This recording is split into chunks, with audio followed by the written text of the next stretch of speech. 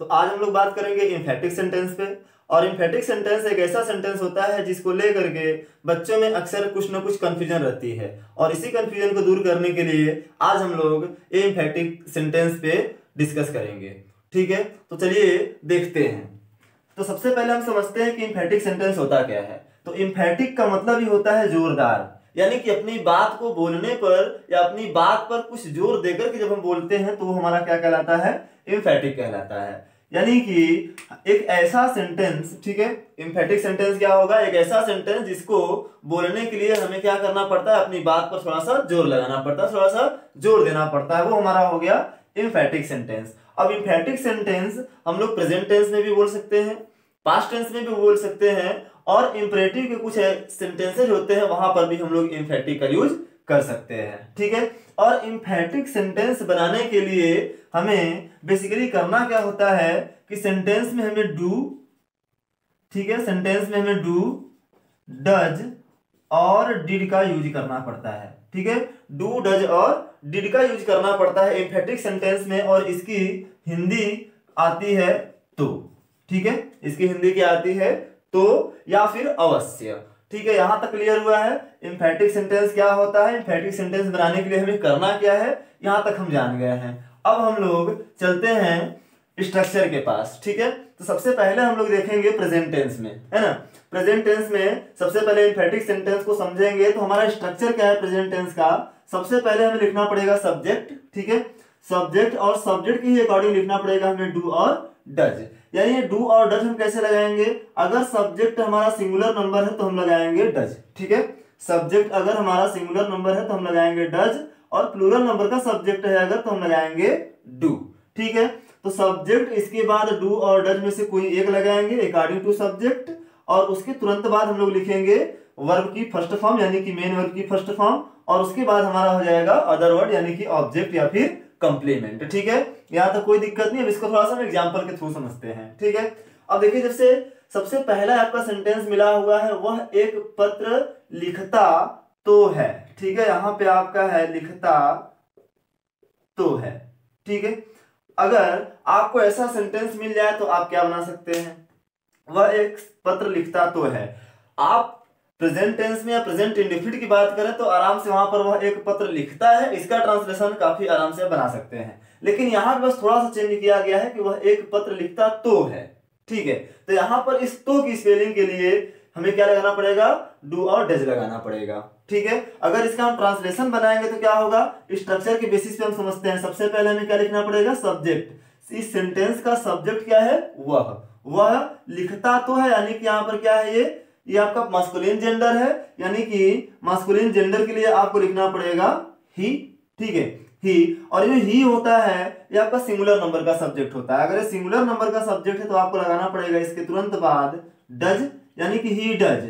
ठीक है, इसके बाद क्या आ जाएगा, वर्ब। वर्ब इसमें क्या है, लिखना है ना, तो लिखने के लिए क्या हो जाएगा, राइट। यहाँ पे आपको फर्स्ट फॉर्म यूज करना है क्योंकि डू, डज और डिड लग गया है सेंटेंस में, तो वहां पे आपको हमेशा वर्ब की फर्स्ट फॉर्म ही लिखनी पड़ती है। यहाँ पे हमने क्या लगाया, डज, तो जाएगा ही डज राइट, क्या लिखता है, एक पत्र, तो आप लिख लेंगे अ लेटर। ठीक है, he does write a letter, वह एक पत्र लिखता तो है।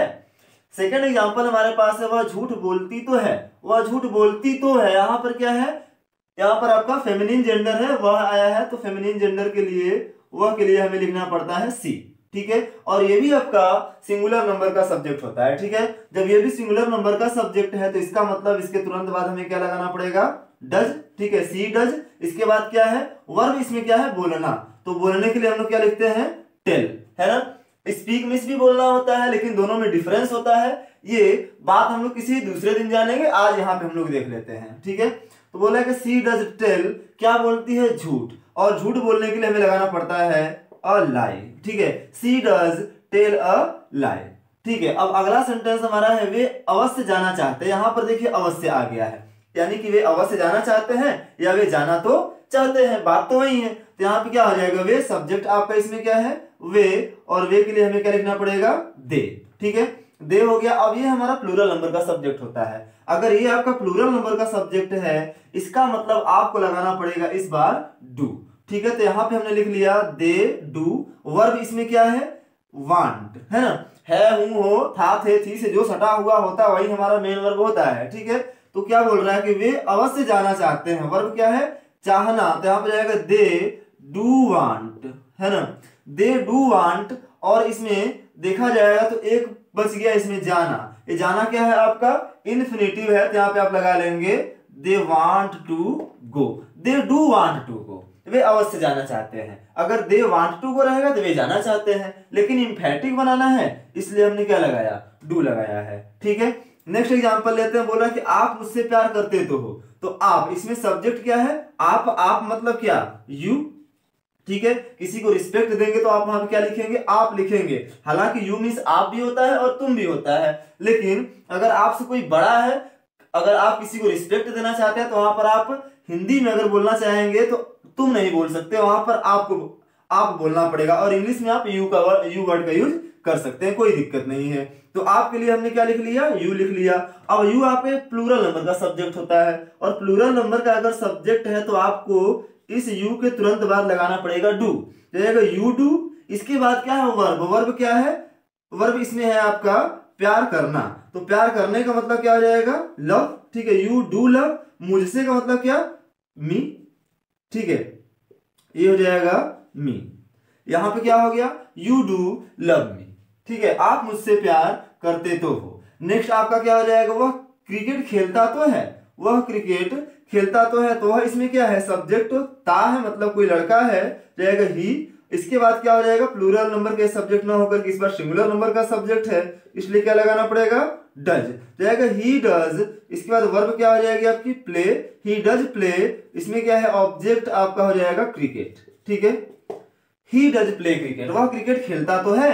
नेक्स्ट एग्जांपल है, हम स्कूल जाते तो हैं। तो हम क्या हो जाएगा, हम के लिए हो जाएगा वी, और ये वी आपका प्लूरल नंबर का सब्जेक्ट होता है, इसलिए आपको लगाना पड़ेगा डू, रहेगा वी डू। जाने का क्या हो जाएगा, go, we do go to school, we do go to school, यानी हम स्कूल जाते तो हैं। तो ये आपका रहा प्रेजेंट टेंस में इंफेटिक सेंटेंस का स्ट्रक्चर और उस पर बेसिस कुछ एग्जांपल्स, ये आपको समझ में आ गया। अब हम नेक्स्ट चलते हैं पास्ट टेंस में, यानी कि पास्ट टेंस में भी आपका सेम टू सेम स्ट्रक्चर रहेगा, केवल आप टेंस के अकॉर्डिंग हेल्पिंग वर्ब चेंज कर देंगे, ठीक है। तो जहां पे हम लोग प्रेजेंट टेंस में डू और डज का यूज करते थे, पास्ट टेंस में आएंगे तो हम लोग डिड का यूज करेंगे, ठीक है। जैसे एग्जांपल के थ्रू समझते हैं, देख लीजिए। जैसे आपका पहला सेंटेंस है कि तुम टीवी देखते तो थे, ठीक है, तुम, पहला एग्जांपल है आपका, तुम टीवी देखते थे। अब यहां पर देखते थे आपका सिंपल सेंटेंस हो गया, लेकिन अगर इसी को हमें एम्फेटिक बनाना हो जाएगा तो क्या कर लेंगे हम लोग, देखते तो थे, ठीक है, ये अब आपका सेंटेंस बन गया एम्फेटिक। तो यहां पे क्या हो गया, तुम टीवी देखते तो थे, तो इसमें सब्जेक्ट क्या होगा, तुम, यानी कि ये हो जाएगा यू, सब्जेक्ट आपका हो गया यू। अब यहां पर पास्ट टेंस है, इसलिए हमें लगाना पड़ेगा डिड, ठीक है, यू डिड, है ना। इसके बाद क्या आएगा, वर्ब की फर्स्ट फॉर्म इसमें भी आ जाएगी, तो इसमें वर्ब क्या है, देखना। तो यहां पे क्या करेंगे हम लोग, वॉच यूज करेंगे, यू डिड वॉच, और ये हम लोग लिख लेंगे टीवी। अब वॉच मीन्स भी देखना होता है, सी मीन्स भी देखना होता है, लुक मीन्स भी देखना होता है, ग्लेंस मीन्स भी देखना होता है, और ऑब्जर्व मीन्स भी देखना होता है, लेकिन सब में डिफरेंस होता है, ठीक है। उसका एक अलग से वीडियो लेक्चर में बना करके अपलोड कर दूंगा, आपको प्रोवाइड कर दूंगा। लेकिन यहाँ पे जब हम टीवी वगैरह देखते हैं, सिनेमा देखते हैं, तो वहां पर हम किसका यूज करते हैं, वॉच का यूज करते हैं, इतना ध्यान रखेंगे। नेक्स्ट एग्जांपल लेते हैं, बोल रहा है उसने अवश्य एक कलम खरीदा, उसने, यानी इस बार क्या है, सब्जेक्ट उसने, उसने का हम क्या लिख सकते हैं, ही लिख सकते हैं। बोला है कि ही अवश्य खरीदा, पास्ट टेंस आ रहा है, मतलब डिड। यहां पे आपको सिंगुलर और प्लूरल से कोई मतलब नहीं है, आपकी इस बार एक ही हेल्पिंग वर्ब है, सबके साथ आप लगाएंगे डिड, रहेगा ही डिड। इसके बाद क्या है, वर्ब, वर्ब क्या है, खरीदना। तो खरीदने के लिए क्या होता है, बाई लिख लेंगे हम लोग, ही डिड बाई, क्या खरीदता है, एक कलम, यानी कि अ पेन। अब यहां पर अवश्य आपको इसकी स्पेलिंग लिखने की जरूरत नहीं है, क्योंकि ये अवश्य यानी कि तो, अभी हमने बताया था स्टार्टिंग में ही कि एम्फेटिक सेंटेंस में या तो आएगा या तो फिर अवश्य आएगा। तो यहाँ पर तो ना आकर के अवश्य आया हुआ है, फिर भी हमने क्या लगाया है, डिड लगाया है, कोई कंफ्यूजन नहीं है यहाँ पे। नेक्स्ट एग्जांपल लेते हैं और देखते हैं कि बोल रहा है वह सच बोलता तो था, ठीक है, वह सच बोलता तो था। तो इसमें सब्जेक्ट क्या हुआ, वह, इसके अकॉर्डिंग हमने लगा लिया, तो हो गया सब्जेक्ट आपका ही। और यहाँ पे मैंने पहले ही बता दिया है कि आपको यहाँ पर सिंगुलर और प्लूरल का कोई कंफ्यूजन नहीं रहना चाहिए पास्ट टेंस में, इसलिए आप सबके साथ लगाएंगे डिड, रहेगा ही डिड। वर्ब इसमें क्या है, बोलना।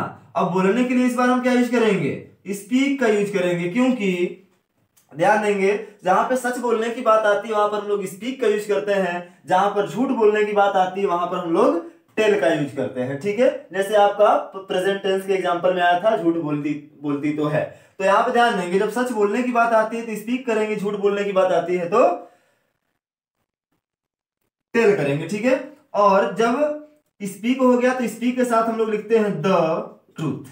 ठीक है, द ट्रूथ, यानी कि he did speak the truth. सत्य बोलने की बात आती है तो ट्रूथ से पहले हम लोग द लगाते हैं आर्टिकल, और झूठ बोलने की बात आती है तो लाई से पहले ए आर्टिकल लगाते हैं। याद रखेंगे, बोला कि वह मुझे पत्र लिखती तो थी, तो वह मुझे पत्र लिखती तो थी, तो क्या हो जाएगा ही, यानी कि सी। इस बार यहाँ पे जो सब्जेक्ट है हमारा फेमिनिन जेंडर का है तो लिखेंगे हम लोग सी। इसके साथ आपने लगा लिया हेल्पिंग वर्ब डिड, तो सी डिड वर्ब क्या हो जाएगा, राइट। ठीक है, she did write a letter, she did write a letter to me, she did write a letter to me, वह मुझे एक पत्र लिखती तो थी।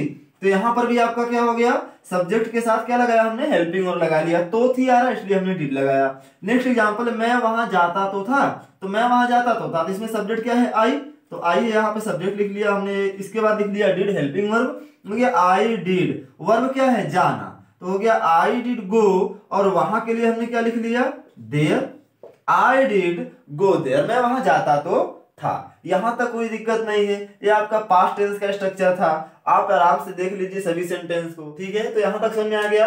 अब हम लोग बात करते हैं इंपरेटिव सेंटेंस की। तो इंपरेटिव सेंटेंस को अगर हमें इंफेटिव बनाना होगा तो क्या करना पड़ेगा, जो इंपरेटिव सेंटेंस का जो सिंपल स्ट्रक्चर होता है उससे पहले आप क्या लगा लेंगे, डू लगा लेंगे। अब हमने यहाँ पे डू ही क्यों लगाया, यहाँ पे डिड हम क्यों नहीं लगा सकते हैं, क्योंकि जब इंपरेटिव सेंटेंस की बात हो रही थी, जब टाइप ऑफ सेंटेंस का जो वीडियो हमने बनाया हुआ था उसमें आपने देखा था कि इंपरेटिव सेंटेंस के बारे में हमने बताया था, डीपली बताया हुआ था कि इंपरेटिव सेंटेंस जो होता है ये आपका प्रेजेंट टेंस में होता है, प्रेजेंट के इंडेफिनिट टेंस में होता है। इसका जो सब्जेक्ट होता है वो आपका यू होता है। तो सिंपल सी बात है, अगर हम लोग इस प्रेजेंट इंडेफिनिट की बात करेंगे, प्रेजेंट टेंस की बात करेंगे, तो ये भी आपका प्रेजेंट इंडेफिनिट में ही सेंटेंस है, तो है, ती है। ठीक है, तो यहाँ पर जो सेंटेंस का सब्जेक्ट रहेगा यू रहेगा, यू आपका प्लूरल नंबर है, और प्लूरल नंबर के साथ हम क्या लगाते हैं, डू लगाते हैं। इसलिए इस इंपरेटिव सेंटेंस में भी हमने क्या लगाया है, डू लगाया है। सब्जेक्ट नहीं लिखते हैं इंपरेटिव सेंटेंस में, ये भी आपको पता है।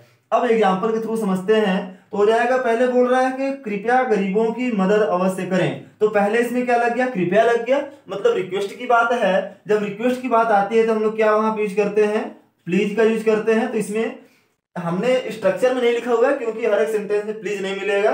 इंपरेटिव सेंटेंस अगर है यहाँ पे तो आपको या तो ऑर्डर मिलेगा या तो आप किसी से रिक्वेस्ट करेंगे। तो इसका मतलब हमने क्या लिख लिया, प्लीज। अब इसके बाद ये जो स्ट्रक्चर है इसके बेसिस पे यहाँ पे सब कुछ रख दीजिए। तो प्लीज, इसके बाद क्या लगाना पड़ेगा आपको, डू। तो हो गया प्लीज डू, वर्ब क्या है, मदद करना, मतलब हेल्प। ठीक है, तो प्लीज डू हेल्प, कृपया मदद कीजिए, किसकी, गरीबों की। तो हो जाएगा please do help the poor. ठीक है, please do help the poor. यहाँ पे हमने गरीबों है तो गरीबों के लिए केवल पुअर लिखा हुआ है, द पुअर लिखा हुआ है, न कि इसको पुअर्स लिखा हुआ है, क्योंकि जैसे ही द पुअर लग गया ये पूरे के पूरे जितने भी गरीब लोग हैं सबके बारे में बता रहा है। नेक्स्ट एग्जांपल है, कृपया मेरी सहायता अवश्य करें। तो कृपया फिर से लग गया, तो क्या लगाएंगे आप लोग, प्लीज। ठीक है, तो जाएगा प्लीज मेरी सहायता अवश्य करें, तो अवश्य की बात आ गई है। ठीक है, अवश्य आ गया तो यहाँ पे लिखेंगे आप लोग डू, प्लीज डू। इसके बाद फिर से लिखेंगे वर्ब हो जाएगा हेल्प, ऑब्जेक्ट इसमें क्या है, मी, तो जाएगा please do help me. Next example लेते हैं, बोल रहा है कि यहाँ आओ तो सही। अब यहाँ पर देखिए सेंटेंस में क्या आ गया है, आओ तो सही। ठीक है, तो आपको इंपरेटिव सेंटेंस में तो सही भी मिल सकता है या तो फिर अवश्य भी मिल सकता है, तो कोई दिक्कत नहीं। यहाँ पर देखिए तो आया हुआ है तो क्या लिखेंगे, अब यहाँ पे क्या बोल रहा है कि आओ तो सही, यहाँ ए हमारा लास्ट में जाएगा, तो यहाँ पे तो लगा हुआ है तो हमको स्टार्टिंग इससे करना है डू से। सबसे पहले हमने लिख लिया डू, इसके बाद वर्ब क्या है, आना, तो जाएगा डू कम। इसके बाद बचा क्या, हियर, यहाँ। ठीक है, तो डू कम हियर, यहाँ आओ तो सही। अगर ये तो नहीं रहता, बोल दिया होता कि यहाँ आओ, तो क्या किया रहता, कम हियर। ठीक है, बोलता अगर यहाँ आओ तो क्या लिखते हैं हम लोग, कम हियर, लेकिन यहाँ पर बोल रहा है यहाँ आओ तो सही, क्या लिखेंगे, डू कम हियर। ठीक है, नेक्स्ट एग्जांपल है, पंखा बंद तो करो या करो तो सही। ठीक है, बंदा एक पंखा बंद तो करो या करो तो सही। तो यहाँ पे क्या कर लेंगे, स्टार्टिंग आप करेंगे डू से। डू बंद करने की बात है, मतलब क्या करना, बंद करना का होता है स्विच ऑफ। ठीक है ना, क्या कर दिया, switch off the fan, switch off the fan. Do switch off the fan, पंखा बंद तो करो या पंखा बंद करो तो सही। नेक्स्ट एग्जांपल है, ईश्वर पर भरोसा तो रखो या रखो तो सही। ईश्वर पर भरोसा तो रखो या ईश्वर पर भरोसा रखो तो सही। तो क्या करना पड़ेगा, हम लोग स्टार्टिंग करेंगे डू से। भरोसा रखना मतलब क्या हो जाएगा, हैव फेथ। ठीक है, हो गया do have faith. Have faith in God मतलब क्या होता है, ईश्वर में विश्वास करो, ईश्वर में भरोसा रखो। लेकिन बोल रहा है ईश्वर में विश्वास रखो तो सही, तो लिखेंगे do have faith in God. ठीक है, do have faith in God, ईश्वर पर भरोसा रखो तो सही या ईश्वर पर भरोसा तो रखो। ये आपका हो गया इंपरेटिव सेंटेंस का पूरा एग्जांपल कंप्लीट। ठीक है, तो आज हमने देखा इंफेटिक सेंटेंस के बारे में कि इंफेटिक सेंटेंस क्या होता है, इसका हम लोग यूज कैसे कर सकते हैं, और साथ ही साथ हमने एग्जांपल भी इसके कुछ देखे।